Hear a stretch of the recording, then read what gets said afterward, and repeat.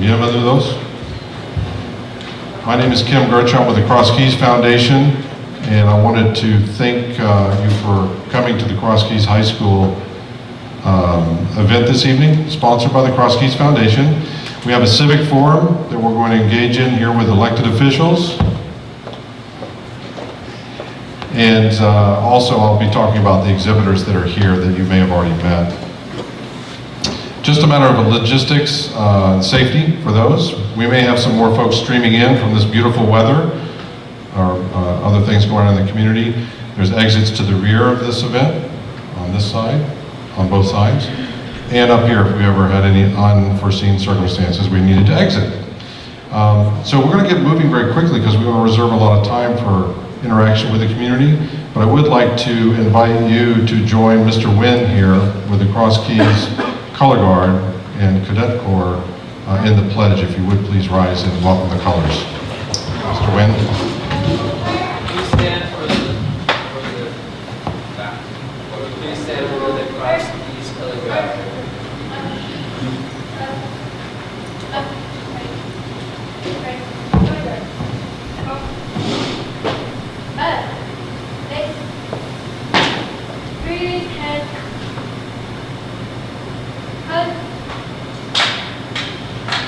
Please join me in the pledge to the flag. I pledge allegiance to the flag of the United States of America and to the republic for which it stands, one nation, under God, indivisible, with liberty and justice for all. Please remain standing until the colors have departed.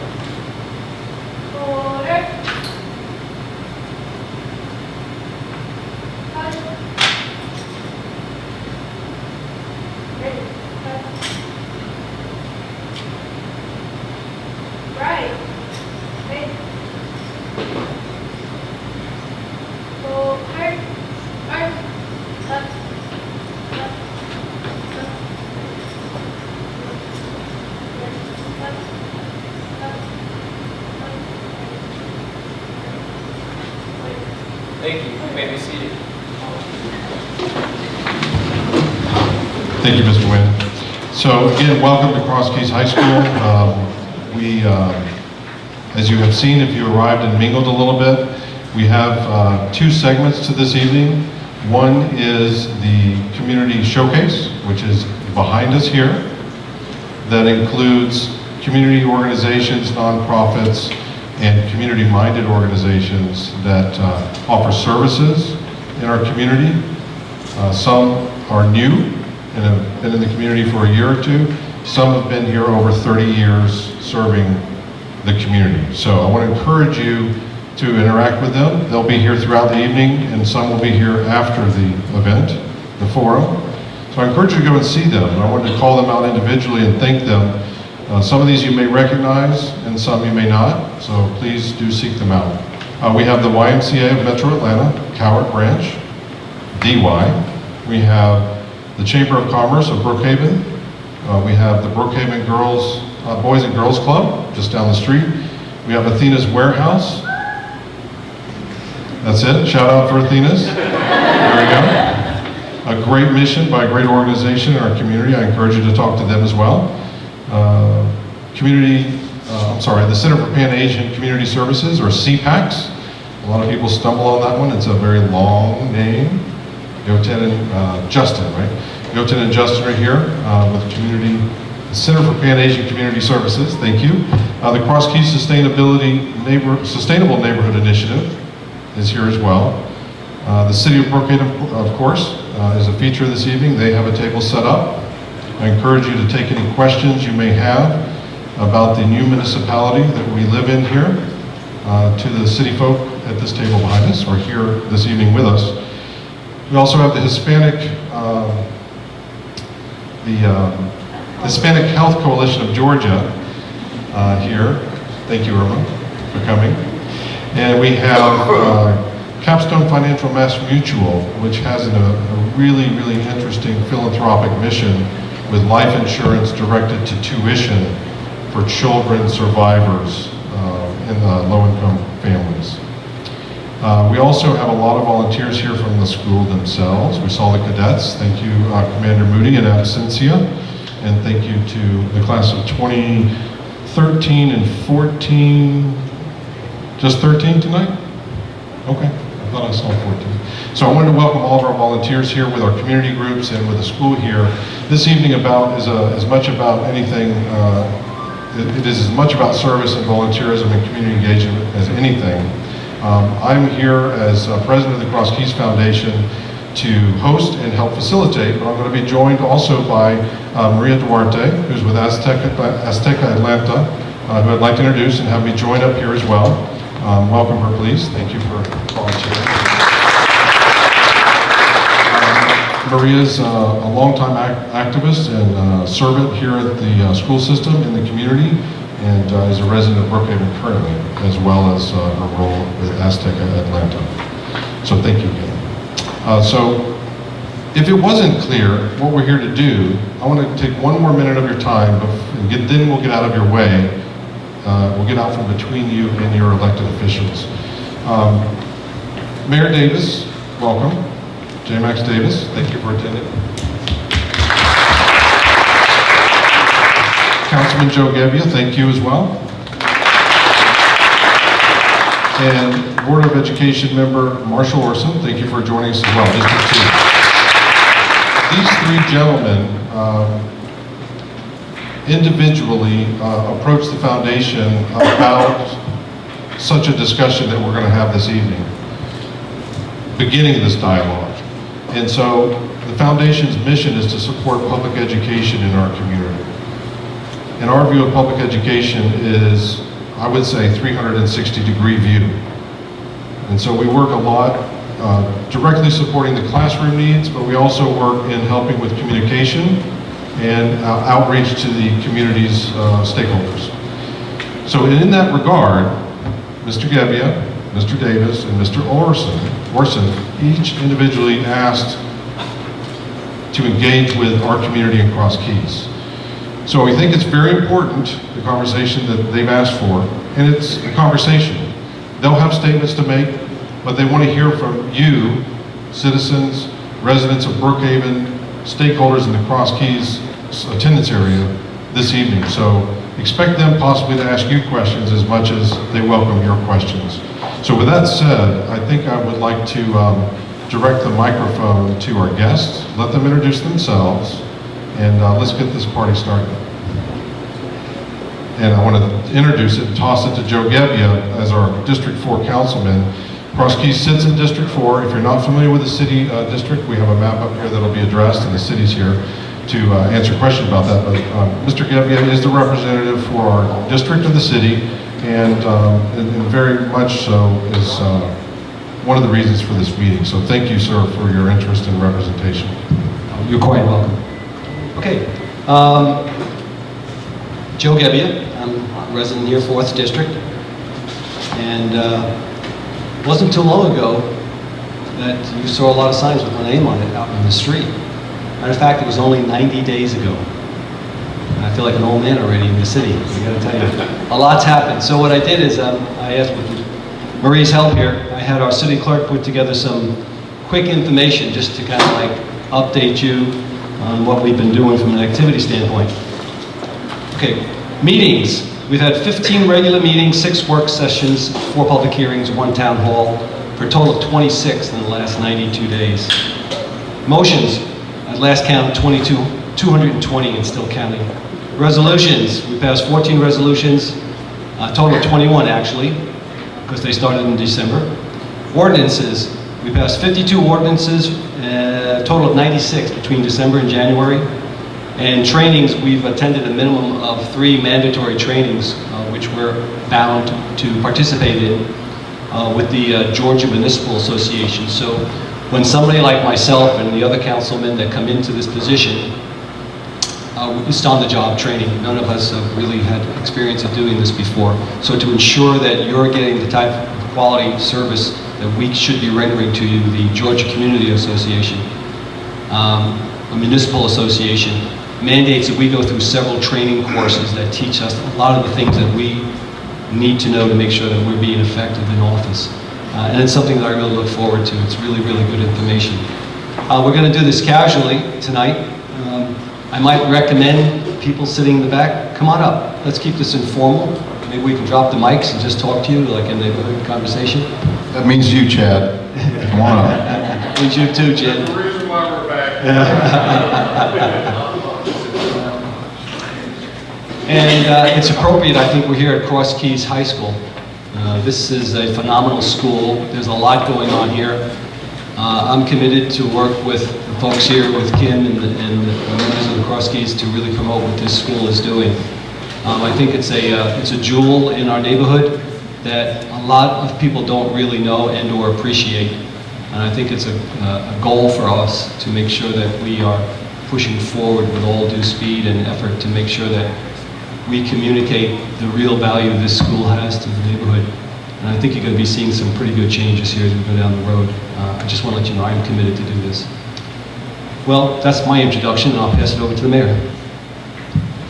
Thank you all. Thank you for having me too. And thank you for showing. Thank you, Joe. I'd like to also recognize Councilman Jim Iyer, who's in District 2. This is purple area here. He's a city councilman for the city of Brookhaven.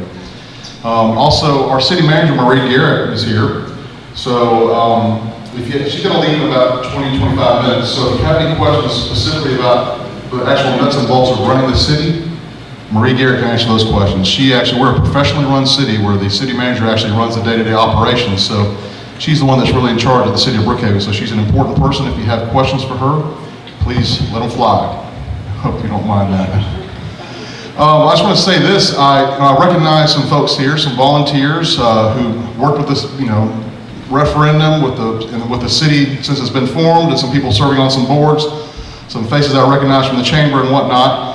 But the great thing I noticed about tonight, because we had a town hall meeting here before the referendum, and I've been some other meetings at Cross Keys through Mr. Gokce. And what's great about tonight is I see some faces I haven't seen before.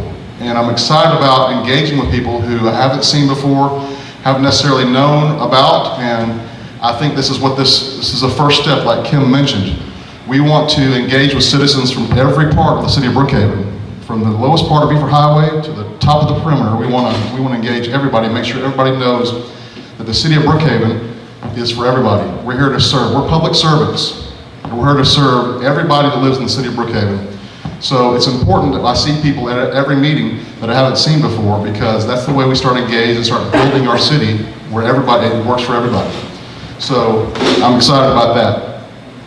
Quickly, just as a personal note, I went to Chamblee High School and had some friends that went to Cross Keys, but I actually played against Cross Keys in football. We wrestled folks from Cross Keys. You can believe this or not, but I ran track against folks from Cross Keys. So this has been a part. I've lived just a couple miles from here, and I've grown up in this area. So it's nice to see how nice things look here at Cross Keys. And we don't want to put you on the spot, but we need a little more help for the Cross Keys, maybe with some exterior things to kind of beautify the campus some. And I hope the city of Brookhaven can be a partner with the school board in making sure that we allocate some resources necessary to make sure that this school continues to improve and this image is improved and the aesthetics on the exterior, not just the interior. So that's something that we want to work with. We want to represent our people for city issues, but we also want to be an advocate for folks when it comes to school issues, and that's part of what this is about. And we are having a meeting next week. I want to let y'all know.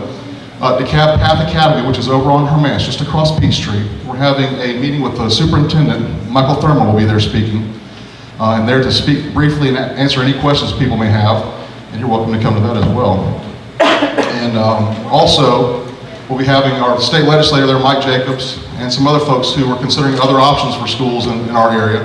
So we'll have a city council meeting first at 6 o'clock, and at 7 o'clock we'll begin an informational session on our schools and options for the future. We want to make sure that everybody understands that the city of Brookhaven right now, we have no control over our schools, but we have an interest in our schools. And we have an interest in making sure our schools constantly improve, and we want to explore all options. We're not endorsing anything, but we want to make sure the only thing we're endorsing is listening and finding out what the best options for our citizens in the city of Brookhaven and for our students in Brookhaven are. So that's next Tuesday, the 26th, at DeKalb Path Academy, right next to town Brookhaven on Hermance.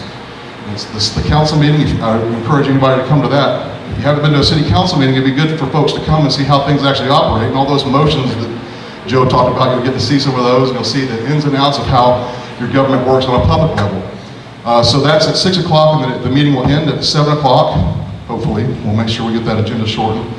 And the school options meeting will commence right after that. So please come to that, and thank you again for having me. Any questions you have before or after, please feel free to come speak to me.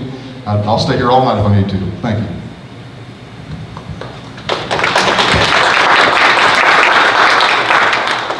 Thank you very much. We first met during that town hall during the election. The school board election was back in July, so it was many, many months ago. And as you've noticed, the school system has perhaps been in the news once or twice since that time. One of the things at that time, though, that I promised when I was out here was that for too long, this community, particularly within the school system, I think has been neglected. There's a great school here, but the school system hasn't paid attention to this community or to this school. And I promised Kim, who I've known for quite a while, that that was not just rhetoric, but was my intent to be here, to meet with this community, and to be engaged with this community as an elected representative.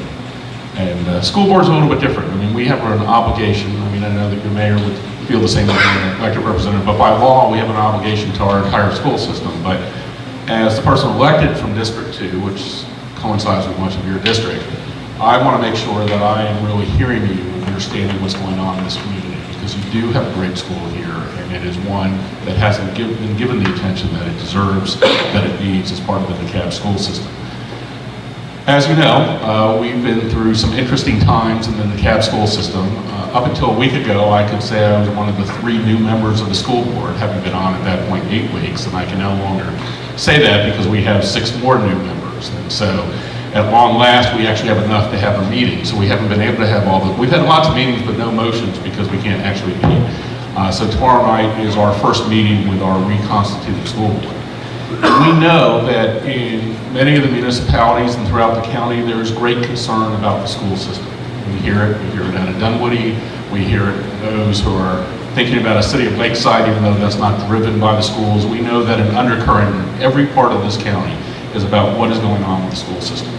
And that is a properly asked question, because you all as citizens of this community have every right to be concerned about what's going on in the DeKalb County schools. And I can't come up here tonight and tell you that you shouldn't be concerned. I start as a parent with a 7th and a 5th grader, and I go home every night and hear from my wife about what's going on with the DeKalb County schools.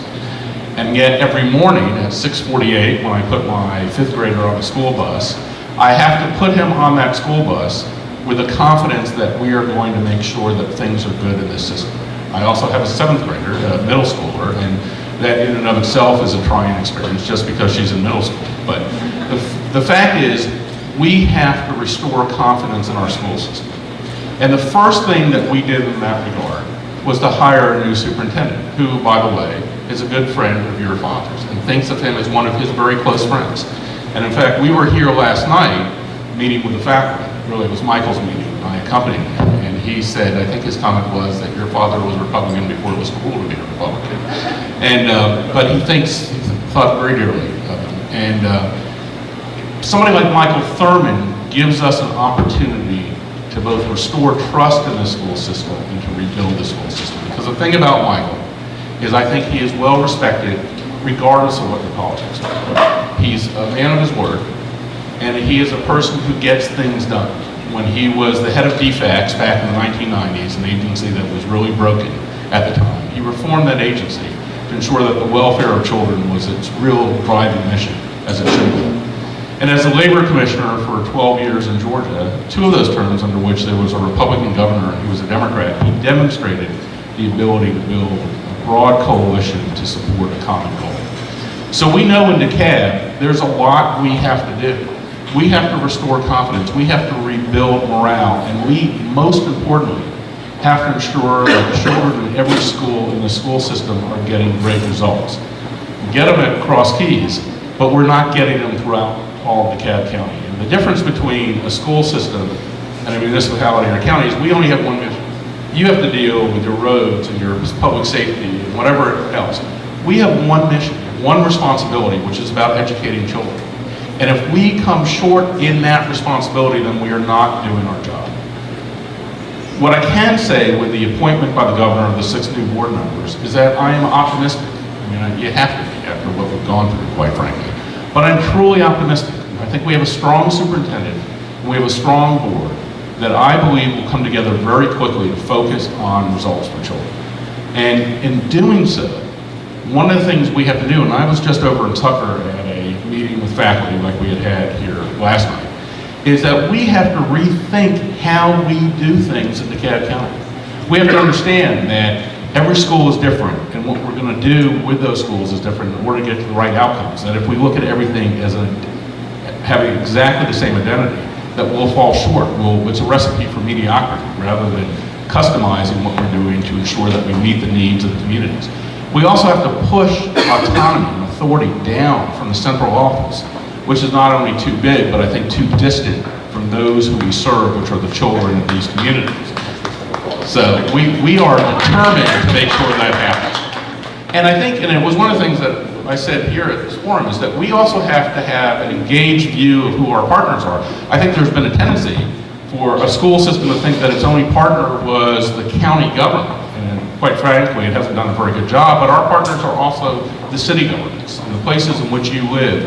We have to find ways to work together because we serve the same communities, and quite frankly, it's the prudent and fiscally responsible thing to do. Rather than duplicate what we're doing, we need to find ways to work together so that we deliver our essential services based on our areas together, but we also create added value for the communities in which we're operating.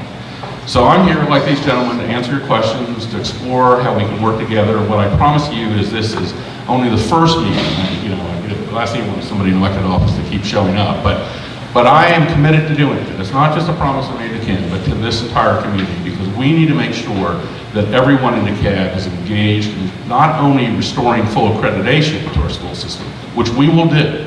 I guarantee you that we will do that. But that's the floor. What our real goal is to ensure that every child in DeKalb County receives a high quality education. Thank you.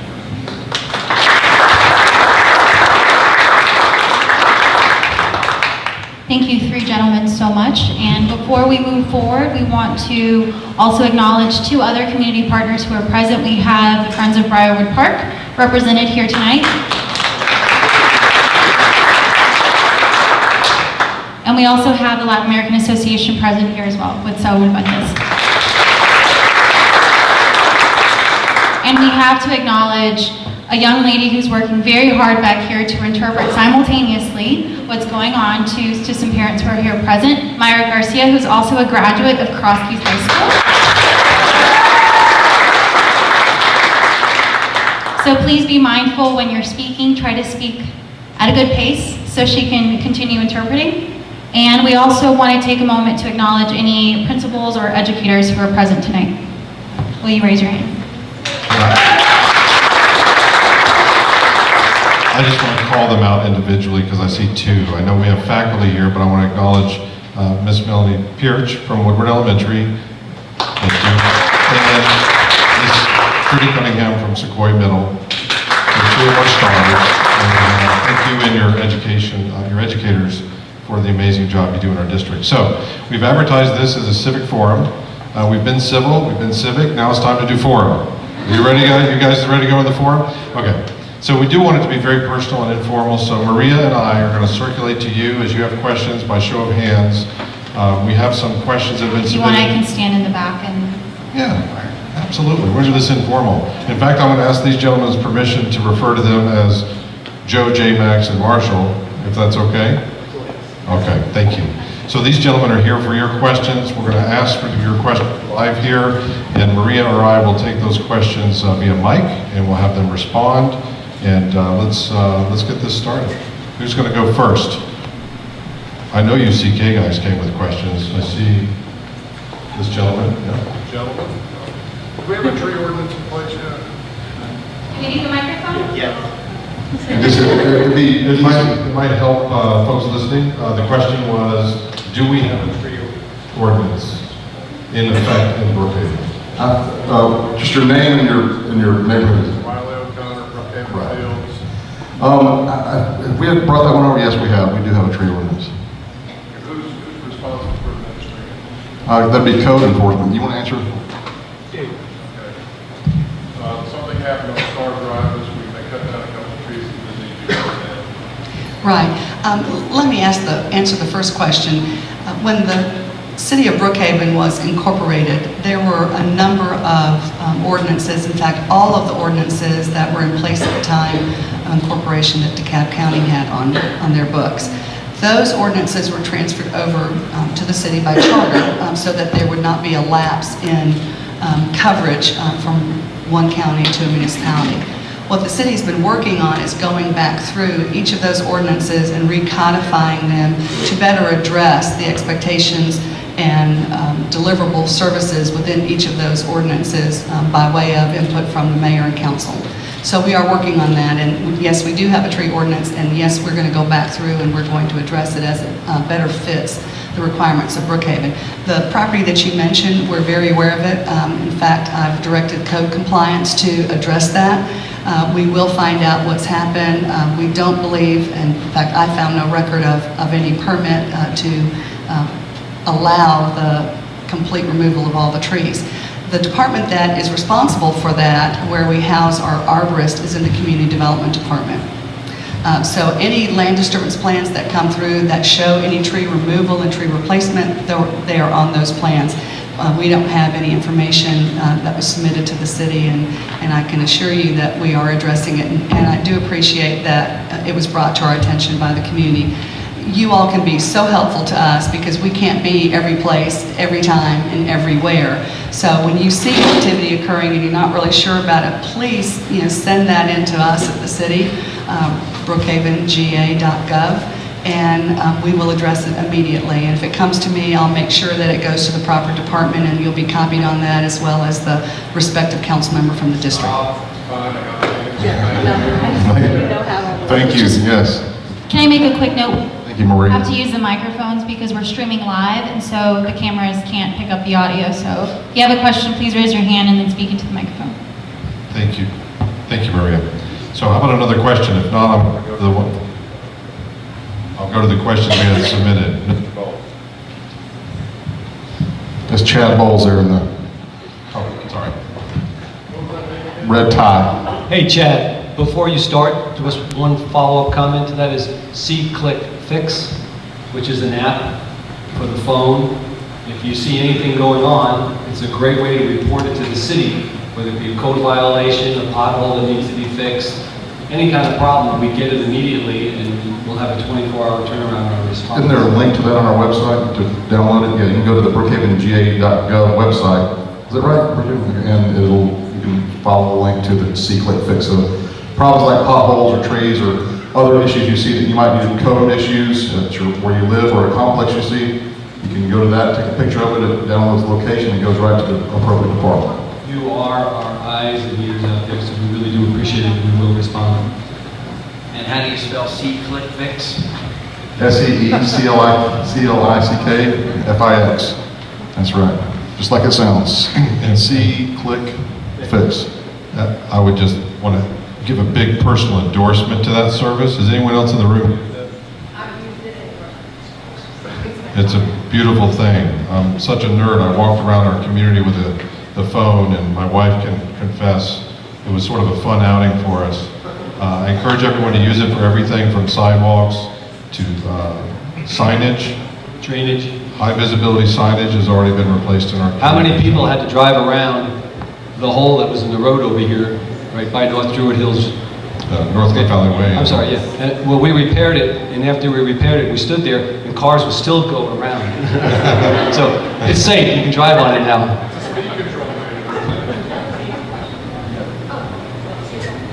Chad Bowles, Brookhaven Fields. What would be the top 3 priorities to get DeKalb County schools ready, or at least remove the probation? Well, we're not going to be satisfied short of full accreditation. I mean, there are 11 action items in the SACS report, 5 of which have to do with the board, and 6 others that have to do with things like they call it universal screener, implementation, strategic plan. Quite frankly, they're not that hard to do. I mean, which is why I say they're a floor. I mean, I should be careful when I say, regardless of what board was in place, we should be able to do those 11 things. I think that is sort of a necessity to get to where we really need to be, which is about making sure we have great schools everywhere, which is not, we are far from that. You know, we are for too long accepted a situation in which we have argued about who gets new buildings and what's the shiny new toy, and not worried about whether we're getting good results in schools. And this has been an argument that has been in North and South DeKalb. You know, everybody's hands are a little bit dirty in this thing because we have taken an approach and done so within a lens that is really arguments from years ago. So many in this community, the Hispanic and the Asian community, are completely sidelined in that discussion. I mean, I just want to be blunt about it. You know, we have looked at these issues between black and white as they existed 50 years ago, and not through the diversity that exists in DeKalb County and in these communities. And I speak of this because I grew up in Miami. So, you know, people think there's diversity here. I grew up in a community in which, literally in a month, 25,000 new non-English speaking students showed up in the Mariolito boat lift. Good luck, you know, that's 25% of our entire school system showed up in the month of May back in the 1990s. And so we have not developed recognized and acknowledged that we have to be far more inclusive. And by doing so, it's not only the right thing, we're only going to be more effective by doing so. When we have one of the largest, arguably the largest refugee resettlement population in the country, and they come into Clarkston on the east side of our county. Well, the challenges of educating a population that first arrived speaking no English puts it at a different starting point than a population that's already been here and has received, admittedly, an inadequate education. And so, you know, I can probably name 10 things that have to do, but part of it is us having an honest assessment about what we need to do to get results, and we haven't done that. And that's where I have, you know, I come back to our superintendent. I have great confidence in Michael Thurman having that honest conversation. And, you know, the thing about Michael is, and I know next week we're going to have some of the, I think, people from Dunwoody who have talked about some alternatives. You know, Michael went up to the Dunwoody Homeowners Association, and then he went to South DeKalb 4 days later. And he is, I mean, I don't have that level of courage, quite frankly. He is fearless about talking about what really exists and the issues we have to address without ever personalizing it, without ever taking offense, but pointing out that we need to engage in an honest conversation about results. And so when we talk to the things we need to get accreditation restored, but we're going to do that. We need to get our fiscal house in order. We need to have an honest assessment of the budget. I know Michael and his CFO are combing through that budget, because one of the things we need to do is not just right-size the organization, but we have to figure out how we deploy more resources into the classroom, to teachers and to the schoolhouse, and we're not doing it. We are out of balance in that, and we are suffering both the results and our staff. As we said last night, you know, our staff has a perfect storm of lower pay, larger classes, and fewer resources. Who wouldn't want that job, right? You know, it's a perfect. And yet, as I said last night, why wouldn't you want a labor commissioner as the charge of an institution in which we really need to work on employee morale? Because he's going to understand those issues. You know, we were talking last night to the head of vocational education. I said the same thing.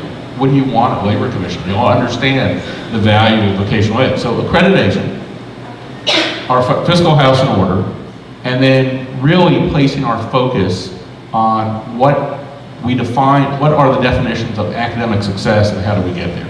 Because we haven't had that conversation. One of my complaints as a parent is I know how my kids are doing, right? I engage with them. We know that there's, in many places, far too little parental engagement. But we haven't really even had a conversation in the community about what are the measures of success. Anybody can come up with a statistic to tell you, to justify their position. But we need to come up with a common language about what are the measures of success so that we can then begin to determine whether we are successful or failing. We have two other burning questions here. Let's take this young lady's, and then we'll take the gentleman over here. Okay, on behalf of Ms. Elias, she lives in a community, in an apartment community, and she's wondering, do we also have the right of asking for, as an example, to fix the potholes in our communities? We live there because it's economic, and we don't move there because of the same thing. and we feel like we don't have the right to ask for repairment. But there's potholes that our cars, we have to drive around, sometimes even close enough to cause accidents, or they literally sink the whole wheel in and they damage our cars. How do we go about that? You live in Brookhaven? We live literally, they live literally down from this school. Okay. Down here. You They have live- the absolute right We do. to report any problem like a pothole, a police problem, some bad conditions in your apartment complex. Don't let anybody tell you you don't have the right to report any of that. Or call me directly, I'll give you my phone number, or our city manager, or your council member, Joe Gebbia. Do not let anybody tell you, or don't be afraid to report anything that you know that's going on in your community that's wrong or is derelict.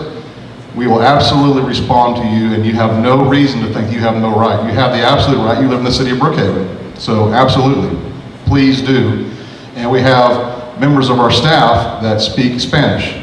So you can call and say, you know, si habla inglés, or whatever you say, Espanol, or, yes, we have somebody who speaks 4 languages, as a matter of fact. So please do. We want to encourage, and that's part of what I know Councilmember Gebbia and I, and others on the council and the city, it's very important, and I've talked about this in the campaign, of coming into your communities and speaking to you directly so that you can contact us and talk to us and know who we are and have trust with us, because that's very important. This is a different government than DeKalb County. We hope to be more responsive and more engaged with our communities, and in any issues or problems you have in your area, you have just as much right as anybody else to report or write about it. So please, we encourage you to do that. I'm not going to say I'm encouraging you to gripe, but I am. All right, and Maria and Joe, if y'all want to address that too. Yeah, I do want to comment, and I'm going to direct this directly to you ladies here. If the property is not city property and it's on apartment property, we can have an impact on that property owner addressing the problems. Now, the mayor appropriately pointed out we want to hear about any kind of problem about apartment complexes. Okay, the Hispanic population in Brookhaven is approximately 18%. The voting percentage of that population is about 3%.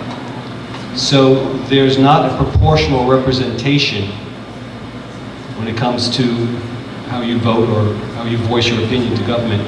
I want to let you know that regardless of the percentages, I'm here to be a representative for everybody, and I will be.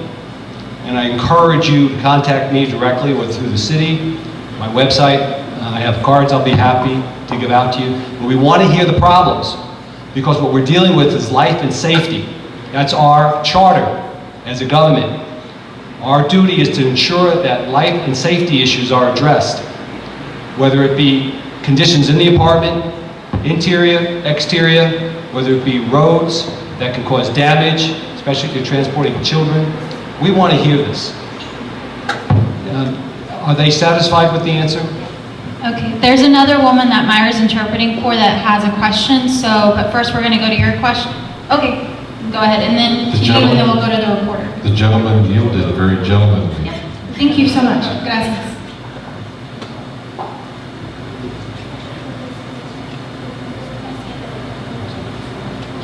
So they're concerned because their kids go to Woodward Elementary and they don't have a direct path from the they walk, since they're literally walking distance from the school.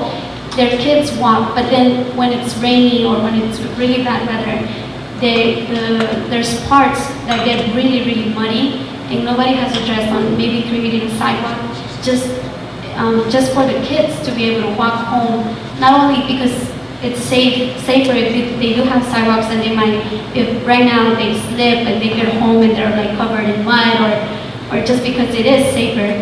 They're wondering if you guys are also in charge of that, as far as maybe creating a sidewalk just potentially for walkers. That it depends if the property is inside your complex that they're slipping on, or if there's, it's not. So there's a public road without a sidewalk where kids can't. Okay, so the teachers back here are telling me there's no sidewalk from on the road. That's something that we are wanting to address as well. That's something that I campaigned on, was connecting neighborhoods to their schools, neighborhoods to their parks, neighborhoods to neighborhoods, so that people can start using, the sidewalks that don't exist yet. But I want to make sure we have connectivity for people to walk.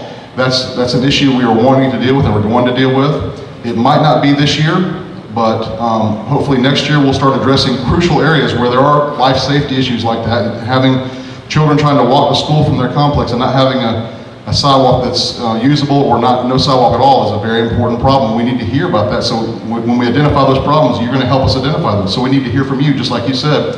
We'd like the location. If you could let us know what the address is and what street you're talking about, the name of the street, we can send some crews out there to evaluate what needs to be done in the future. Marshall, I'm sure you're aware of this, but there's also a program that Marie and I are working on, and it's the Safe Route to Schools. Are you familiar with that? Yes. Okay, well, you are. I'm hoping that there's an active community here within Cross Keys addressing that. If I may? Yes. I was going to say, absolutely good point to raise. The Safe Routes to School program is one that we had initiated at Woodward, primarily through the leadership of a translator who had to leave because of budget cuts. And so we're hoping to restart it, but it was put on hold. But yeah, the Safe Routes to School is the right public-private partnership for the areas that I believe are concerned. And I'm going to reserve comment because we're here for everybody else, but I'm a Woodward parent, and I know very, very well the pedestrian pathways you're talking about, and they're egregious. The ones that exist aren't painted properly, aren't signed properly, and the ones that don't exist, well, they don't exist. Well, the part of the direct answer regarding sidewalks is that we're doing an evaluation citywide of sidewalks. And it's important, just like when we do road evaluations, and I guess many of you may have seen the laser truck that was going through and did every street in the city on a GPS map. And it evaluated the conditions of the roads, and we were able to prioritize where we will be able to prioritize where the greatest damage to roads have been, where the immediate attention needs to be, without having any kind of political back twisting or arm twisting. It's going to be where the need needs to be. Well, the same thing with sidewalks. We're doing that evaluation, going through it now so that we can address it. But when it comes to the program of the Safe Route to Schools, it's an integral part of a community effort that has to substantiate it. It's not something that government does in and by itself, but in achieving that goal, we're able to seek funding, which is very beneficial and it quickens the pace. So we are aware of it. We're only 92 days old, as I said earlier, but we know the direction that we need to go to address issues like this. We're moving, and we're moving fairly quickly, and you'll be hearing more about this. Let Marie comment on that, if you would. Thank you. You'll be dealing with Maria or someone from the staff on this issue in the future. Yes, just quickly, regarding the Safe Route to Schools program, it is a grant program in which communities, in joint effort with their schools, apply for funds where they provide connectivity so that children that are walkers not only have a safe route, but also the cars that are entering into and out of the school system are not in the way or impeding the pedestrian footpaths. So we are looking into that. However, and unfortunately, those funds are very limited in their availability, and we've been told, because we did look into that for this year, and there aren't any funds available. However, we have discovered another line of a funding source whereby we can look at the connectivity of schools to neighborhoods as well as to places of employment. So one of the things that we have to do as a local government is to identify and inventory where our sidewalks are, the conditions of those sidewalks, but most importantly, the missing links, and how we can then justify that connectivity back to these three bases: employment, neighborhoods, and schools. This summer, beginning in June, we're going to launch the city's first comprehensive plan. There are many components to that plan, one of which will be a sidewalk plan and a transportation plan. Our Public Works Director and department will be working with us, as will the Community Development Department. So what I will say is this has been brought to our attention, and we are looking at sources of funds, and it is a top priority of the mayor and council. And this is an example where we need the kind of partnership I was talking about before. one of the limitations on Safe Routes to School, one recollection is the biannual program with a deadline back in November, and you didn't exist as a city yet. So that was, you were somewhat hamstrung by that. But this is where... Would the school board have applied then? The school... No, it's... Only municipalities? Application, right. But it does require a partnership between the school, and part of it is for us to have connectivity between our systems, so that if our principal identifies a problem, obviously she is embedded in this community, but our facilities people who don't build sidewalks except on property also know, because the classic example I will tell you, it was at my child's elementary school. This was a few years ago that there was a crosswalk in the street and in the bus lane. And I watched over a period of 2 days that one crew came out from the school system to paint the crosswalk in the bus lane, and then the next day the county crew came out to build the crosswalk, or paint the crosswalk in the street. And I get that there are separate governments, but there's also common sense that needs to be behind what we do. And that common sense and that coordination only occurs if we're in conversation talking about, well, if you're sending a crew there, well, you know, there's a little extra cost in paint, but there's a lot of extra cost in actually dispatching the second crew. And we're not doing that kind of rational decision making, and we need to introduce that to be more effective in what we collectively deliver to the communities we're serving. Thank you for the very good answer, a thorough answer. This gentleman has a question, but I wanted to thank Ms. Bunting with the YMCA for also helping Myra with simultaneous. Thank you, Ms. Bunting. My name is Tom Keating. I'm an educator, and I began a project in this school in 1996 because I use a small notebook. I'm not a reporter, but I do write a lot. And the question I have is a question about a taboo that we don't talk about, so I'm going to address it to the city officials first, and it has two parts to it. You have 49,000 people in the city. I don't know how many 11 to 18-year-olds, middle and high school kids, they're working on that figure for me. But I know in this school we have 1,043 kids. And the number we never hear about is the 40% of our middle and high school kids who avoid using school restrooms every day. That's 400 plus in this school. So when we're going to build a community, perhaps we ought to talk about a quality of life issue, sanitation, in two parts. Whether the youngsters who leave a school and go to your parks and recreation and swimming pools and libraries, who are the same kids, are being good citizens, or whether or not they're having the same wellness and health issues they have in school. And then secondly, since we're going to be walking more, and I'm taking the bus home in a few minutes, and we're going to be in public transportation, do we have some plans for public toiletry? So my question is twofold. Would you consider thinking about your relationship with these 40 out of every 100 kids who avoid using the restroom in the public facility and are still your same kids? And secondly, would you consider long range, as I know your friend, your father and my former friend would, because we had a lot of long talks about public sanitation. Thank you. What is the reason behind the 40% that don't use the restrooms in the school? There are 11. Which would you? The top three. Well, I'll give you one. The facilities, the toilet paper dispenser junk, and they don't work. Secondly, kids are afraid. Thirdly, words are written on the walls that rhyme with bad words, and we could go on and on. This school happens to have some very decent facilities, by the way, but we're talking about a community that also has a park, a recreation center, swimming pools, and other things. So there are many issues that are involved. One of which, though, is fear of using a public facility for these functions. Well, that's obviously a maintenance issue. And I'm aware of some public facilities in some of our parks. I know at Murphy County, I think Ashford Park, y'all have a restroom there, Jim? And I went in a few months ago, this past summer, on a park cleanup day at Murphy County Park, and there's a public restroom there, and the toilet didn't work. There was an ongoing leak that somebody told me had been leaking water for 2 weeks just down the hill. Nobody came out to fix it.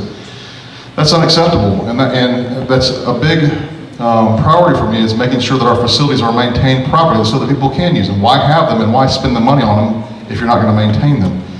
Graffiti went down to one of the pavilions there, and there was pornographic pictures and horrible graffiti. I've told our judges that in the city of Brookhaven, I it's a very important rule for me. Graffiti needs to be punished severely because it leads to so many other things. It's a lack of respect for your institutions, lack of respect for the rule of law. And if you allow that to go on without severe punishment, it just creates the problems like you're talking about. Now, in the schools, it's a different issue because we don't control those schools. But for our public facilities, it is going to be a priority. It's just not acceptable to have a public restroom where people can't feel like they're safe. Now, first of all, policing around our parks has been inadequate. There have been activities going on at Murphy County Park and at Briarwood Park and at other parks, drug activity and other types of things that there's just been no police patrolling around. I want to look into starting a community, sort of a cops program where you have community people kind of certified to kind of patrol and call the police directly when there's an issue.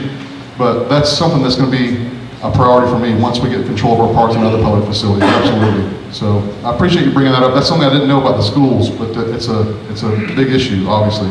It's a shame, you can't use the school the restroom in your own school is a tragedy in my mind, so that's a big deal. All right, we have another question from a reporter with Mundo Hispánico. Good afternoon. My name is Johannes Rosselló with Mundo Hispánico newspaper. I'm going back to the question of the First Lady who asked about the apartment complexes. I visited a Parktown North like 3 weeks ago, and I speak with Kevin McCumber from Brookhaven, he's the development director. And he told me that he visited the community and the conditions were very concerning. It was what he said.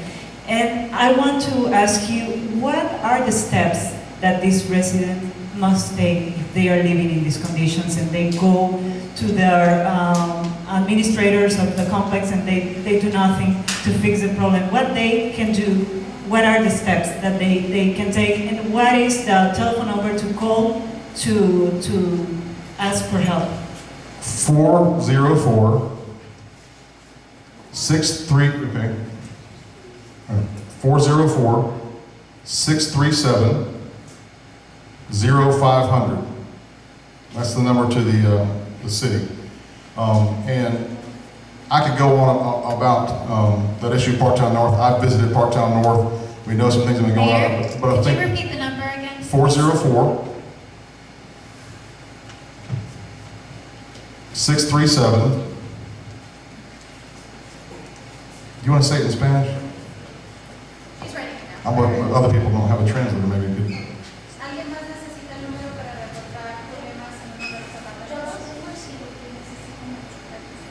Gotcha, okay. Marie, if you want to answer that question. Thank you. We have a twofold approach. Can you all hear me? All right. Twofold approach of inspections. One is the interior units, and then it's the exterior, the grounds of the apartment complex. The apartment unit that you're talking about, we were made aware of the interior deficiencies. In fact, they were deplorable.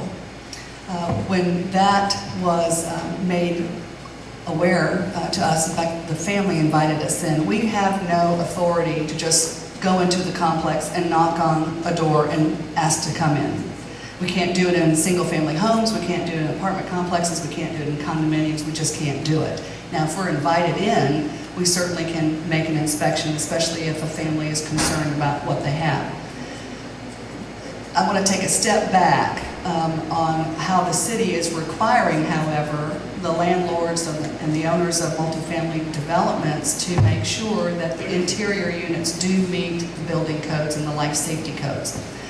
The city is adopting ordinances that call out for inspections of the interior units as well as the grounds. And the interior units are tied to receiving a business license. So before, and business licenses must be applied for annually. And in that annual request for renewal of a business license, and I'll just say the apartment complexes because this is where it's geared toward, we require that the owner of the complex present evidence that a certain percentage of the units have been inspected and do meet code. So there is a report that has to be filed with the Community Development Department so that they can be assured that those units have been inspected and any deficiencies that were found have been corrected and repaired. Now, that is a 20% requirement. We're talking about maybe increasing that to 30%. I think the council was talking about just in their last council meeting. That is done annually. So the next year when that apartment complex comes in, then they go to the next 30%. So that in 3 years, or a third actually, we didn't say 30%, it was a third of the units must have an inspection. So that over a 3-year period, in working with these large apartment complexes, they will have the ability to systematically go through these units and address deficiencies and show evidence that they meet the code and they are now in a livable and habitable condition. On the exterior or the grounds, there was a comment earlier, a question regarding potholes, within the complex itself. We also require that all of the grounds meet the life safety code and test. We can't have live wires, we can't have potholes, we can't have broken windows. So it is a building code requirement.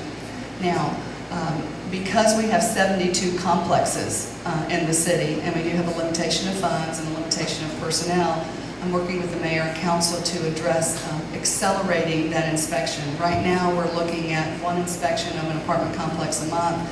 We want to increase that to 4, so we'll be doing 1 per week so that we can finish out within a year and a half or 18 months all of the apartment complexes. And I want to go back to the comment made earlier by the lady that was talking about the apartment complex and potholes. What will happen in accordance with this ordinance, we will notify the landlord, as we will all of the landlords/owners of the apartment complexes in the city, that we will be inspecting their property. We'll give them 5 days notice that the city, in a team approach so that we can cover the entire complex, will go out and make an inspection, and there is a list of what we would be looking for. Now, 24 hours prior to that inspection, the landlord is required to post notices on the property so that the residents of the complex understand who's coming through and why are they looking at certain things. It's official business, it's the city representatives that are going out and to make these inspections. Where we find deficiencies or unsafe conditions, we will notify the owner of the complex, and they will have a certain amount of time to address that. They have to address it first in an action plan that goes through all of the deficiencies that have been found and how they plan to correct it and when they will correct it. That becomes then an inspection guide for the city to go back out and re-inspect to be sure that that landlord is meeting their deadlines for which they will make those improvements. So it is a long process, but it is a process that we are establishing, and after April the 15th, because that is our deadline for business occupation requests or business licenses, we will start and initiate that inspection program. It is our desire to increase the number of complexes that we will be inspecting from 1 per month, and our goal is to try and reach at least 3, if not 4, so that we can get through all of the complexes within the city. I'm going to ask one question quick. For the folks back here who've been asking the questions about the apartments, is there anybody here, and Trey, if you'll keep the camera focused this way, is there anybody here who's afraid of their landlord, afraid to report any problems to the landlord? You don't have to be afraid here. Anybody have any concern or trepidation, I don't know how you might translate that word, but about going to their landlord with a problem in their unit? Because we've heard some of this. We've heard. Has anybody reported a problem that they haven't gotten action on?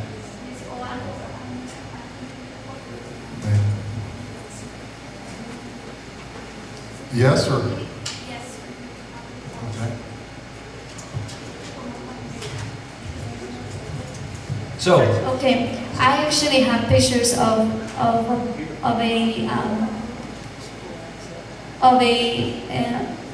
a floor that my husband actually fixed, because we were so tired of waiting on a landlord to come and fix it that my husband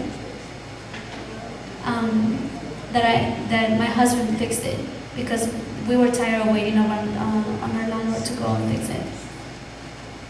Marie, is it appropriate for people to contact the city and say, can you come look at my unit, or is that a boondoggle, or is that a... We do want to hear from any resident that has a concern about the life safety of your living conditions. You know, if there is a hole in the floor, or if there is a electrical wire that is not coated, not secure, that might be sparking, or even to the point that you have running water that won't stop when you try and turn the faucet, or a running toilet that won't stop after you flush it. We do want to know that. I will tell you that we are aware of the conditions throughout the city just by evidence of the apartment complex that the newspaper wrote about. We did take, and we were very responsive once we learned about it. We were invited into the unit. We would not have known that had the family not asked us to come in. Once we were aware of the problem, we acted immediately. We contacted the landlord, we contacted the owner and advised them of the conditions that we found and what the expectations of the city were under the life safety code of the city. We want to hear that. I mean, if you have a condition that you're not getting a response, then, you know, please do let us know. Now, if these are normal routine maintenance matters, then you do need to go through your landlord and address it as to how they've established the requirements of giving notice to correct a problem. If it is a hole in the floor and you can see your neighbor below, or a hole in the ceiling and you can see your neighbor above, we want to know about it. If there are broken windows that are not being replaced, where you might have jagged edges or whatever the case might be on that window, we need to know about that. We need to know if you have holes in the wall where, you know, it could be housing rodents or insects or anything of that sort. We need to know if the conditions are not suitable to live in. So, you know, I'm just gonna throw this out there. Can we give her a microphone? You see, a lot of people that live in these complexes, like we addressed it here, there are people that... Hello? Okay. So there are people that are either afraid, like you said, there are so many afraid people of going to you or to anybody, police, or even their landlord. Now, my mom still lives in Port Town, actually. And we addressed to her and said, you know what, you need to get out of there, or you need to address your landlord and all that. And we even wrote a letter saying, you need to fix all these problems. You know, here it is, please fix them. You know, my mom can't live in these conditions. Now, when we address them, they either get mad or they fix some of them, and then they think that it's okay, you know, and you know, they just won't do it.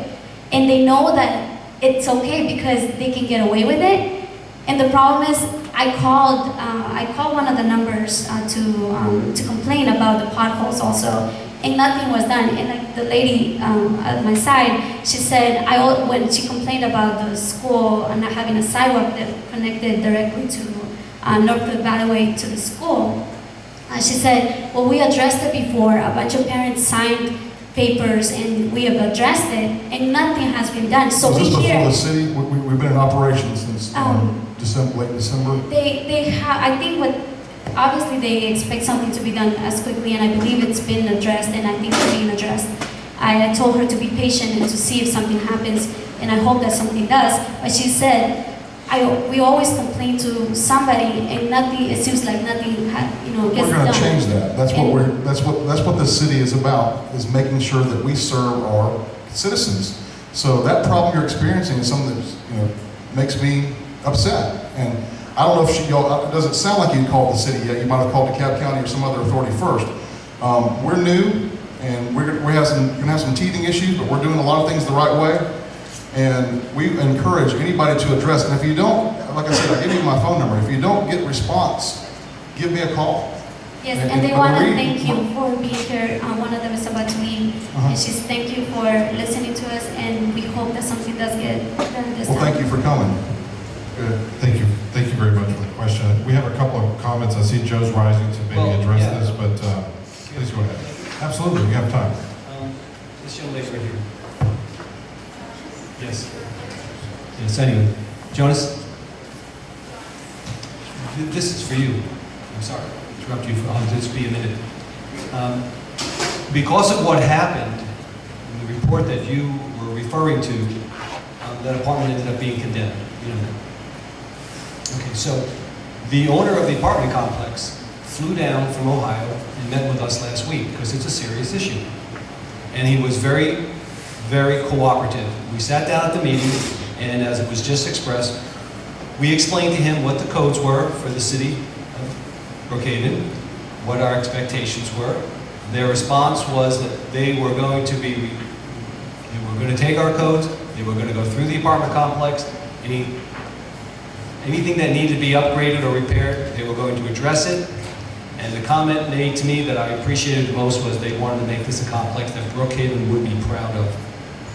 Okay. So I'm anticipating them to be men of their word, and that you will be seeing the improvements that probably need to be happening. Bottom line here is, it needed to be done, and probably some time ago. There's a new sheriff in town. Jefe Nuevo. We have some questions now. One last statement.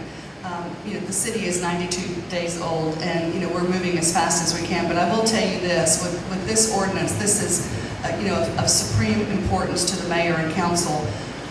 But one point that we're realizing, and also out of this meeting, which I appreciate just hearing from you, it really conjures up the need for this. And when we adopt new regulations or requirements, people don't know what they don't know. And so we have a responsibility, and one of the things that our planning department has done was they have reached out to our builders and talked with them about what the codes are to file for building permits and how inspections will be conducted.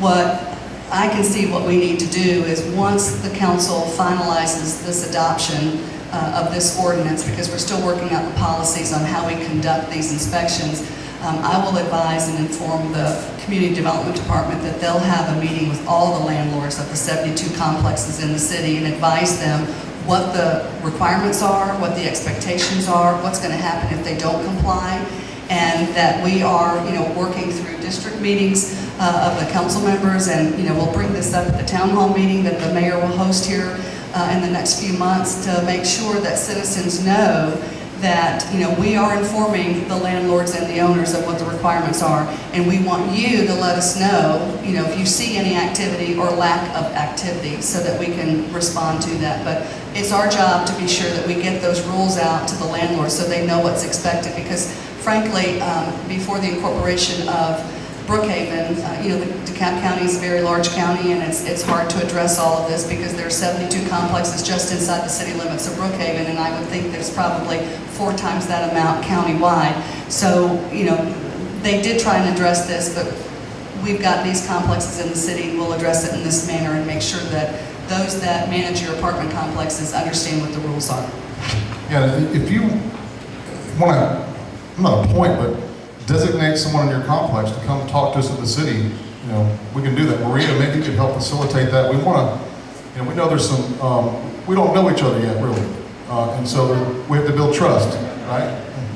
And so we'd like to get over some of those hurdles and make sure that people understand they can come to us without any reservation with a life safety issue. A hole in your floor is a life safety issue. That's why, part of the reason why that unit was condemned. The city of Brookhaven staff was out there inspecting the exteriors. A 12-year-old came up to one of our, I guess it was JD, our deputy city manager, or Mr. McComber, and said, "Are you coming here to inspect my apartment?" or something of that nature. And that's how it started. They got invited in by it was an adult. The 12-year-old was interpreting, but the adult wanted, come in and see my apartment. So at that point, we had a duty to take care of that family and make sure they weren't living in those conditions anymore. By condemning the unit. And they were found a place to live pretty soon, and they're not in that condition anymore. Thank you for the discussion on that point. And I just wanted to say that this kind of dialogue is what you 3 asked for. And I'm thrilled that it happened. And I'm also thrilled that it was indicated earlier that it'll be the first of a continuing dialogue. So any way we can help, we will here in the community, and I know Myra will follow through on that. I see hands, and thank you for that, because that's exactly what I was going to ask. Make sure that we see that you're waiting. I have a comment here. in the corner. I have a question here, a question there, and the Can I ask gentleman a there. comment? Yes, a comment here. While And we- please, if we could keep the responses brief, that way everyone will get their We did commit to ending by 8. We may end early, and I'll also take this moment to say we're competing with the Cross Keys soccer team versus St. Pius, the #1 team in the state. And so Sequoia Art Festival was also this evening, so we are going to commit to finishing on time, so I'll be brief as well. Go ahead. Yes, competing with Cross Keys soccer is not a good idea. I'm Monique Horton. I am a long-time, deep roots in Brookhaven, but I am also a 23-year veteran here at Cross Keys and have had the privilege of teaching some fabulous children. I want to thank you guys because we have been forgotten, we have been ignored, and we have felt like the lost stepchildren of an entire county. And your being here can make all the difference for how we feel about being here. And I want to thank you guys from the bottom of my heart for my kids. Thank you. We have a question over here, and then I'll make my way towards the back. Hi, my name's Nancy Kelly, and I'm a Brookhaven resident, but a Champaign parent. And I just would be remiss if I didn't speak up for the teachers, kind of like she did. We do all we can to appreciate them. We've got great teachers, but at the end of the day, it's class size and money that does count. So please just keep that really in the forefront as you're making decisions, because that's really important. Yeah, that's, I'll let you address it, but my wife's a teacher in DeKalb County. She teaches at Kitchers Magnet School. And, it's not lost on me that you haven't gotten a raise in 6 years. And, some of the things I hear from her is that there's morale is kind of low from what I've heard from a lot of the teachers, right? That's kind of low. So I've asked her to come up with some questions for the superintendent and for you about what types of things teachers would help them teach better and serve their students better. I mean, one of the things she mentioned offhand was that it seems like you get a lot of directives from central office, and that all it does is create more work and paperwork and really doesn't help you teach anybody in the classroom. And constantly revising curriculums, trying to do the next best thing, and always changing and new ideas, when it really is just about a teacher getting their materials, teaching the students. And the more you interfere with that, the more morale is going to go down, from what I hear from my wife. So bureaucratic stuff kind of hinders things. It costs money too, because you got people justifying their jobs down at the central office. They got to make paper to justify their jobs. So rather than not giving teachers raises and keeping the central office fully staffed, I think we should focus on the bureaucracy first, as far as where we need to cut costs, rather than the teacher salaries and what they're need to be doing. I think that is the consensus. I mean, when Superintendent Thurman was here last night, we have to address the things we can control. So, especially in education, which has a certain level of complexity, there are things that come from the federal government, and we can't control those. And there are things that come from the state government, and we can't control those. But we can control and address the things that come from the county government. And I used to tell my wife that I was fortunate my kids have gone to great schools in DeKalb County, and that before I got on the school board, and I still believe this even being on it, that the only people who could screw up my kids' schools was the local school board, because Arnie Duncan didn't know where my kids' schools was, and the state DOE didn't really care where my kids' schools were. But the local school board can have an adverse impact. And I think we have spent too long, particularly in our fiscal management. Some things are outside our control. We can't control the general environment. We've had one of the steepest tax digest drops of anywhere in the country. The tax digest is starting to climb back, so that's a good thing. We had a $16 million deficit at the end of fiscal year 2012. We actually have developed a deficit elimination plan, not just a reduction. And by contrast, just not to make us feel better, but we need to have some context for this. Cobb County is projecting an $80 to $90 million deficit in their school system next year. So there were some hard decisions. There's been plenty of mistakes. I'm not trying to excuse any of those, but we are, I think, turning a corner. But we haven't done some of the things we needed to do. And that has to do with the philosophy that comes in the school system about pushing authority and autonomy down into our regions, into our schools, which should, by extension, allow us to reduce the size of the central office and to recognize savings. We also have to be more creative in how we deploy those funds. Again, this comes back to the issue that our unerring and unfailing approach of treating every school absolutely the same is a huge mistake because it fails to recognize the differences in the communities we're serving. What we should treat the same are the ultimate expectations and outcomes, but the sort of the input part have to vary to reflect the communities. And so we know that the critical success comes from what I term broadly our educators, because it is about our teachers. But, you know, as I said, every morning I'm out at the bus stop at 6:48 a.m. to put my 5th grader on the bus. And if that bus driver doesn't come, and our bus driver always comes and he's always on time, you know, the day starts off badly, because it means that I gotta go trek up the driveway, stick my kid in the car, drive, you know, and when they get to school, they gotta be fed by those who work in the cafeteria, and we want clean buildings by custodians. I mean, they are all critical to the success we have in our schools. We're also, and this goes back to the questions we get, you know, there's a relationship between the issues we deal with. Because if our students are coming from unsafe buildings where they can't sleep because they're in horrible conditions, they come ill-prepared for the school day. If they are impoverished and they are completely dependent on, or largely dependent on our schools to feed them a nutritious meal, if we fail to do that, we're not going to be successful. And then we know that education is that critical, the critical determinant about success and the ability to escape poverty. And so we are in this together. I mean, we have to figure out how we address these issues in different scope, but in the same parameters, because we have to serve these children. So we need to have great teachers when people come from these apartment complexes so that they get a great education. We know in a place like Keys they have that, but there's so much more that we have to recognize that we have to do together to be successful. I've got a sort of a question and comment, because, my children attended Montgomery for a while, and like my wife being a DeKalb County school employee. About a year and a half ago, the AJC did a pretty thorough article on metro school systems. And I'm not one of these people that believes that money is directly tied to results in education, because it's how you spend your money, like you mentioned before. And one of the statistics that shocked me was the systems in the metro area with the greatest success spent less per pupil than the city of Atlanta and DeKalb County.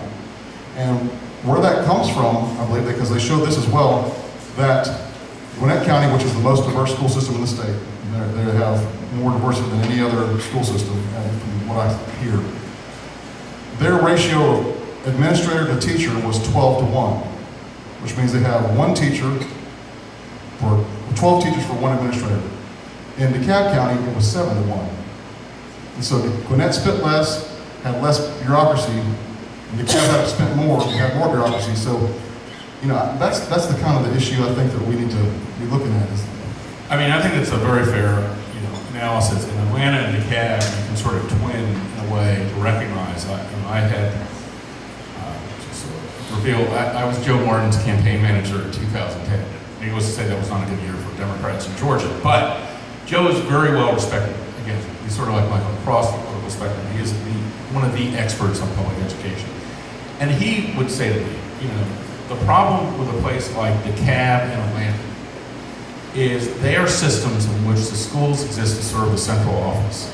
And a place like Gwinnett, the central office exists to serve the schools. And it comes down again to when I was talking about the need for philosophical change in how we look at these things. Do you see that we can possibly change that philosophy? I believe we can. And a part of it has in restructuring it, part of it has in pushing real authority down the line. Part of it has to be a recognition that Gwinnett is the most diverse in some ways, and it has an increasing poverty rate in its gross numbers. It has more students on free reduced lunch. But it has, and this is still a substantial number, about 54% of free reduced lunch. DeKalb has 70% of its students on free reduced lunch. I mean, the costs associated, and this goes back to what I'm saying, with ameliorating and addressing poverty, do take a tremendous toll. Now, we do get additional funds from Title I, and those things also help to address it. It's not a zero-sum game in that. We are top-heavy, but more importantly, we're not aligned with the mission of our schools. So the real issue is, you know, there are those, you'll hear a little bit, I guess, at your thing next week, who think that the answer is let's break the school system up. And I know some of it comes, you know, because people have seen the success of cities and they think that's sort of an equal, you know, you can just replicate that. But size doesn't really determine it. And you sort of gave the classic example. Gwinnett is considered one of the most successful school systems in Georgia, and it's by far the largest school system in Georgia. It is the 8th largest in the entire country. So it's a huge school system. And we have small school systems in Georgia that are failing miserably.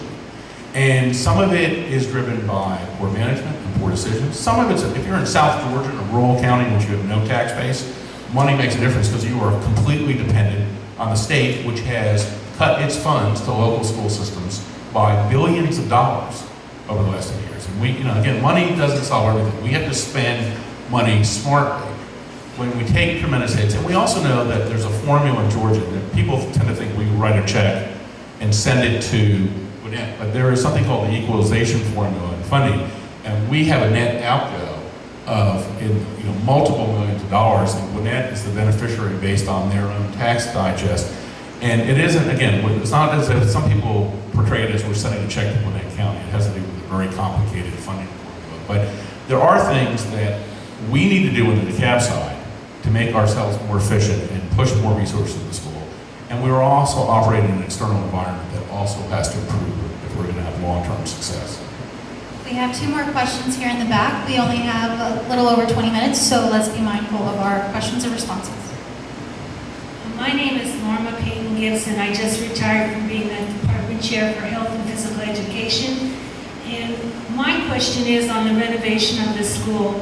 We're probably one of the oldest schools in the county. And as far as the physical education department was concerned, and you may have answered this question last night, but they did not, for example, complete the gym with the PA system. If there was an emergency in this school, you cannot hear it in the gym if there's a class going on. And even if there isn't, it's so soft you can hardly hear it. The PE offices are not in the gym. They put the weight room in the boys' locker room, and you know the class for PE now is like 46 students, and you can barely put the equipment in there, let alone have 20 students. So going along with you people coming in here and just a positive thing this evening's been, but I wonder if any of that can be repaired, because if there's an emergency, one of the security people has to come to the gym to tell them what the emergency is, if there's a close down for that. And we just didn't get an effective, we didn't get a new track because there was no money, you know, I mean, and this is a school where the students are probably, in my opinion, are the best in the county. And because of our makeup, our parent makeup and everything like this, our voices are not heard, whether you're a teacher or a parent. The voices are not heard in the same respects as a Southwest DeKalb or a Dunwoody, where the community is a little bit different than here. Right, and that was one of the things when I started, I recognized at a very personal level. You have a very successful school in a community that has been marginalized, particularly in our school system. We have to do a better job. Particular things, you know, we have new leadership that understands how you're supposed to be responsive, and so I have to encourage the leadership in this school to put, go to your principal, go to your area superintendent, make sure that those issues, if they were unaddressed, are being addressed, because I know the expectations that Michael Thurman will set on his organization in terms of how people are being responsive, and I think he has a proven track record of doing it. It is not acceptable for there to be poor customer service, and I hate to make it sound like we're a department store, but he understands it. He understands that there's a reason why there's an infrastructure that is supposed to be responsive. And so to the extent there were things like that, I need to encourage you to make sure that the principal here and the area superintendent are pushing those things and pointing out to what wasn't done so that they can be addressed. And we have I believe one remaining question right here, or comment. Well, I came late and I'm keeping us late, so hopefully I'm not asking a redundant question. But I've noticed there's been medians put alongside Buford Highway lately. And have you touched upon what's going on with that? Because in my mind, I'm hoping it's going to create for a safer walking environment for families and just your pedestrians in general. Because not long ago, I was preaching that there needed to be a stop sign in Osborne where someone's going to get T-boned. Are you on the city email list? I'm not. I'm on Facebook and I saw this meeting and I thought it'd be a good thing to attend. Well, please sign up for our city email list because we just sent out an email about that work, and if you want to know more about it. I don't need to bring up a topic that's already been covered, but I'm just hoping it hasn't been covered. It hasn't been covered, but I'm just saying that's what's good about our city is we're on top of these things. That's the state DOT doing those meetings, and we're monitoring it, and we're in contact with the DOT. Or is it Michael Nyer or is it Meehan? Because there's just a very easy way to make it like how City Walk is. It's a much more pedestrian-friendly environment. You don't feel like if you cross the street, someone's going to drill you with your car. Now that's what this is, and this is the start of it. It's going to impact sidewalks, the medians, so we have safer cross zones. There'll be a new light installed in front of one of the complexes here towards the end. Some of the poles are going to be moved back so we can widen. Georgia Power is going to be involved in that, so we can widen the sidewalks appropriately. It's been a long time coming. It's the Georgia Department of Transportation program. It's fully funded by them. It was delayed, and now it's finally coming to fruition. So it's probably going to be the first of a series of improvements you're going to be seeing. Of all of the, I don't mean to call by name a management company or who I suspect, so this Tempo has had seems like miles is the management company that has been opening up these affordable housing units throughout Buford Highway. And I'm wondering if this is, I'm not trying to hold a company responsible or a management team, but I heard a lot of people complaining today about landlords not taking care of this and properties not being washed over with that. And I've noticed a lot of the same complexes are run by, it seems to be the same management company. So that's why a lot of problems might be happening throughout most of Buford Highway. I've noticed that the name has changed on the apartments, but I have a feeling that the companies remain the same. I'm not sure what the direct answer to that is. I think the best answer I can give you is our approach is going to be an overall approach. It's going to be through consistent code enforcement with the emphasis on life and safety, number one. Number two, it's going to be with enhanced police coverage, which is what one of our final objectives. Because if we can get crime down in certain areas, it's going to affect the whole community. And that's going to be one of our key emphasis. Something you want to add to that? Just there are, during the campaign, I did a little research on that about, there are some companies that own 10 or 11 complexes. And that's good that we can, in a way that's good because we can address with one entity the problems that are existing that need to be taken care of. So just give us some time. We're going to work through this. We're starting now, and we're going to keep doing it until we transform Buford Highway in a positive way that lifts the level of the living conditions for everybody on Buford Highway. Well, I know. I need to stay away from some of the restaurants, obviously. There's some great restaurants. I hope you get the sense. I hope you get the feeling for what we're trying to accomplish and what we're doing here. I mean, I keep saying, we're only 92 days old. I think we've accomplished a heck of a lot in 92 days, and we've got momentum going. We've got a great council. We have I think, a fantastic mayor who's setting the pace. That's it's allowing a lot of the work that we do to be done. You didn't talk about the employees that we've hired. Marie, you want to talk a little bit about the employees? Marie was, you were our second employee. You were temporary, then you were second and permanent. If you want to talk about who we've hired and what's in the future.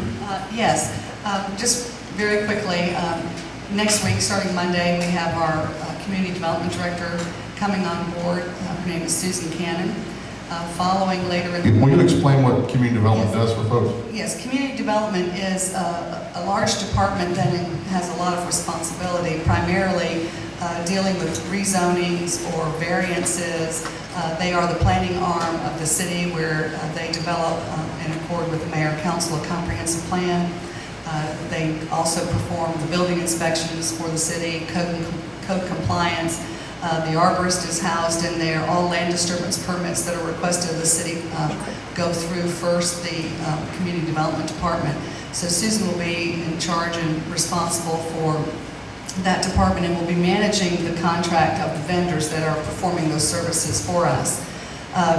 Later next week, Bonnie Klein will come on board as the city's finance director. She'll be managing and controlling our budget, working with me very closely and the mayor and council as we start addressing how we deliver services to the city. Beginning tomorrow and for the next 3 days, we will be interviewing 9 candidates for the position of police chief. And we expect our chief to be able to come on board sometime in May, and we'll have a full complement of a police force starting in July. So we're very excited about that. We're looking at 50 to 60 officers that will be coming on board, that will be patrolling the city as a whole and offering services there. Currently we have an agreement with DeKalb County where they're providing police services, but we'll be transitioning out of that very soon. We have a city clerk. We have a city clerk, which was the first employee, and she reported a couple of months ago, and she is the most highly credentialed city clerk in the state. And she came to us from the city of Smyrna, and she's just been doing an excellent job. Her name is Susan Hyatt.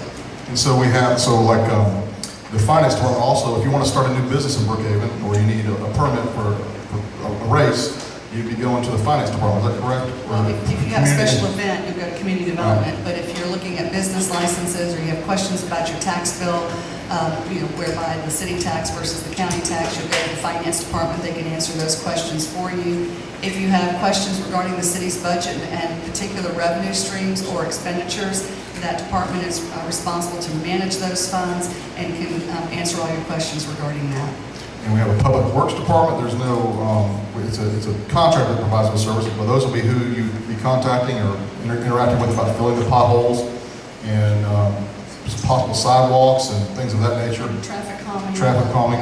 They're responsible for that. They're also responsible too for our storm drains. Right now we're transitioning with the county on that, but where there are catch basins that you see in the street or drainage ditches that carry the water during storm events, they're responsible for that, and we'll be creating a stormwater utility so that we can better manage that program. Also with street lights, where some of our neighborhoods are dark, if residents have a concern and would like to have street lights, you would go through the Public Works Department and they would be scheduled and they would be included in the overall street light plan for the city. We'll be taking over parks later on this year as well. So if the gentleman have a question about the restrooms, we'll just hang tight on that, and we'll be getting on that soon too. I was just saying, you're city. We're going to be shrinking our central office. And that's probably the direction we need to be going. What you missed on that, the reason why we were created was because we wanted smaller government. Right. And that's exactly the theme of what you've been talking about. Take a big bureaucracy and bring it down in size so it's more efficient. Yes. We're not trying to grow the size of our government. No. We're trying to keep our employees to a minimum, and then it's effective. It works. Yes. And again, I think we work in partnership because we perform a very specific mission. We recognize that we are a county school system, but we operate within our cities and within our counties. Again, it comes back to this idea of partnering.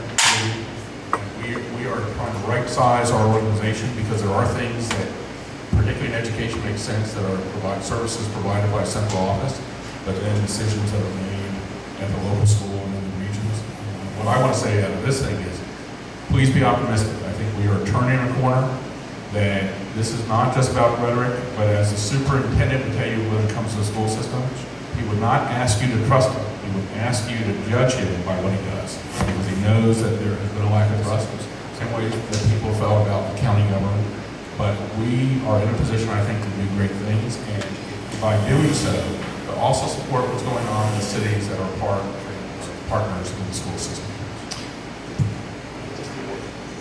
Absolutely. Go ahead.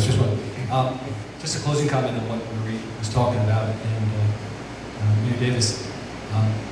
We keep talking about this 92 days. Well, I think that we are the example, probably nationally, for how a city should be set up.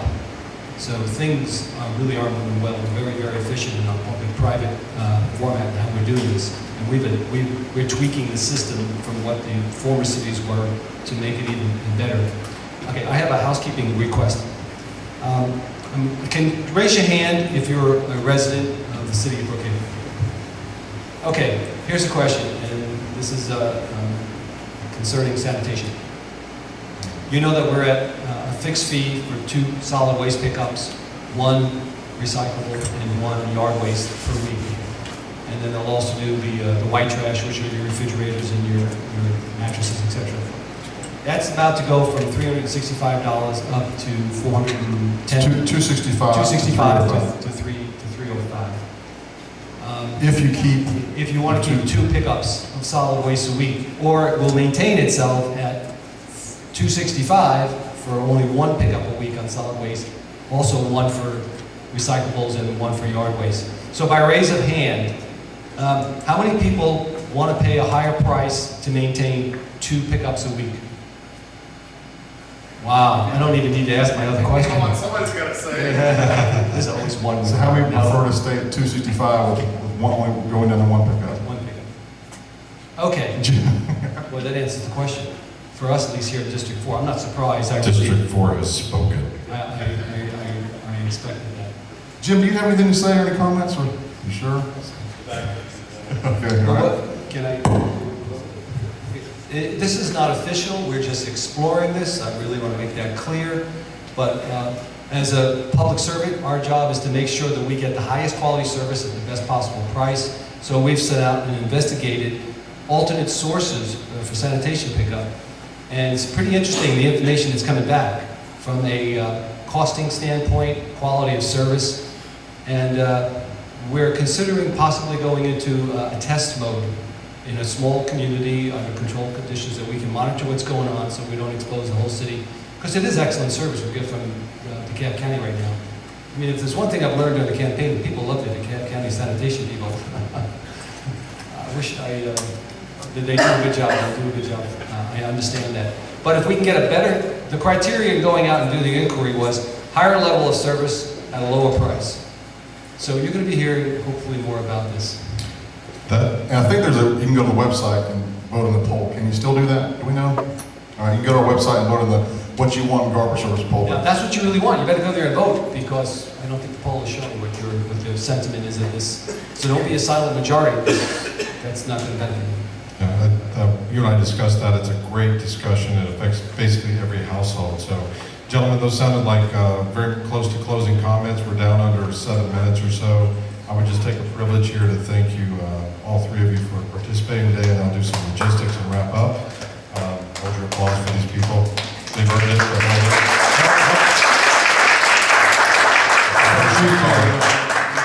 Kim needs a round of applause. Hey, JD. The good work that he does organizing these things, and he obviously cares for his community, and it shows in all the actions you take and all the work that you do, all the sweat, the real sweat that you put into things, and it's just really, it's impressive what you're doing for your community and your school. I appreciate it. It's and your cohort, Maria Duarte. Thank you. It is my privilege. And the thank yous. Thank you, Maria, for the translations and being here too. So I did want to thank Maria Duarte of Azteca Atlanta, our neighbor and friend in Brookhaven, for co-hosting tonight. Thank you. You have been looking for ways to serve your community as long as I've known you, and you're finding more and more. Thank you for that. This evening is very much about community finding ways to come together that maybe not always have been easy in the past. And I think that the showcase that we had here of the organizations that some of you represent the best of our community. And I think it's something we need to be proud of and brag on a regular basis. So my pledge to you is to organize and support this forum on an annual basis. I know the officials here want to have an ongoing dialogue, and we'll support them in that, as I know you will. But please plan for this next year. We'll have an even bigger showcase, more interaction, more questions, great dialogue, gentlemen, all the way across. Kim, I just noticed on the walls the City of Brookhaven That's right. The art department students responded to the call to celebrate the city's formation in December with some artwork projects from the art department. And yeah, we have more. These were just the tip of the iceberg. City Hall, maybe. Can we take a, we have intellectual property rights I'll have to discuss, but I think that the school would be happy to do that. Tell us about the shirt. You're out of order, sir. No, yeah. So, I've got a few things here I want to wrap up, so we can wrap up on time. Thank you for the cue. I did want to make sure to thank Terrell Carson. I think Art had to leave, but Terrell is here representing herself and also the Chamber of Commerce of Brookhaven. And the reason I wanted to recognize you, Terrell, is because you're a great human being and a volunteer, but also because the Chamber and the city are developing together just like these new dialogues are developing. So I wanted to acknowledge the Chamber's presence here and thank you for everything you're doing as an organization. And to all the organizations that participated today, a special thank you. I do have a quick fun thing to do to wrap up here in 4 minutes or less. This was not rehearsed. I'm putting you all on the spot. So I have the coveted Cross Keys Foundation Cup. Literally, this is the last one in known existence.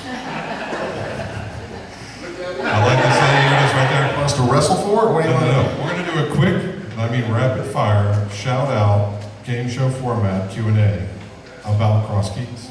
Okay? Now I know that gives you an unfair advantage. Why? Because you're on the football field with these guys. I don't, you know, I just remember. So I'm going to need a little help again from Maria here to keep me honest. Because I'm not that quick at my age. I'm going to ask 3 simple questions. The first shout answer gets it right, 10 points each. If it's a tie, we'll go to tiebreaker round. Yeah, grab a mic so we can hear you. All right, first question. The current school colors.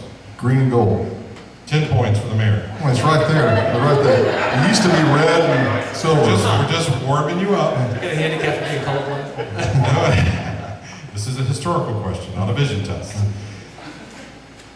What were the former school colors at this high school? Red and black, I think. Incorrect. Second round question. Anybody coming in on that one? What's Buzz red? in. Silver? Buzz in. Red and white. 10 points for Mr. Marshall. Okay, it's neck and neck with Mr. Marshall and Mr. Davis. All right, the tie-breaking question here. The drama is rising. You can get us to a tiebreaker round here. Okay, what we want to know for this cup is what is the mascot of this high school? The mayor wins. Hands down. And I knew that. Congratulations. You win the Cross Keys Cup, the first ever. I did quickly, I see Joe, you reached for one of these. I think you reached out to the athletic department and supported a young man here. I'm going to offer these to our other guests as well. This is a... They don't put that on eBay now. It's on eBay? Okay. Yeah, if we find these on eBay, you guys are in trouble. But this is a Cross Keys track and field jersey celebrating Christian Newkirk and his mission to get to Australia and represent Brookhaven.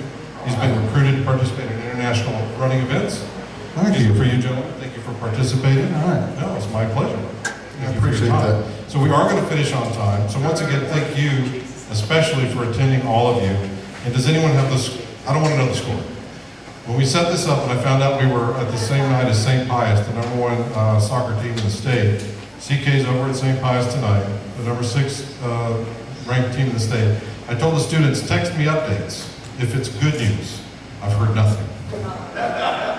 So I'm afraid we may not have a good result tonight, but do support them. They're a top-ranked state, a perennial state-ranked team. They play here at Adams Stadium right across the street, often at Chamblee Stadium. Great program and great kids. So thank you again. Look for announcements from the city and from the foundation. Our website is crosskeysfoundation.org. We have a YouTube channel. We have Facebook presence. We have a big social media presence. So please come out and support the public schools and support your civic partners at the city and the public schools here in Brookhaven.